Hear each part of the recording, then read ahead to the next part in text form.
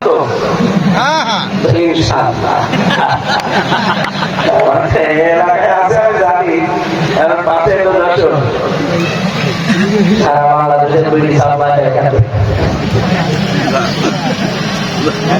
আমার বলার উদ্দেশ্য না। আমি বলতে চাই যেটা কষ্ট পাওয়া লাগবে 2 নাম্বারে রাসূলুল্লাহর জন্য আপনি দেখবেন আপনি আল্লাহর রাসূলের আদর্শের জন্য কষ্ট আছে না। 3 নাম্বারে আপনাকে কষ্ট পাওয়া লাগবে মানবতার জন্য। কার জন্য? এটা 3টা কারণ বললাম। এর বাইরে যদি কেউ কষ্ট পায় ওই কষ্টের জন্য 70টা সুখ আপনাকে আল্লাহ দেবে, কথা বলা দেবে না। আমার মনে হয় ক্লাস নেওয়া হচ্ছে না। ক্লাস কি নেওয়া হচ্ছে? বুঝতেছেন আপনি? আপনার কষ্ট পাওয়া লাগবে কয় কারণে?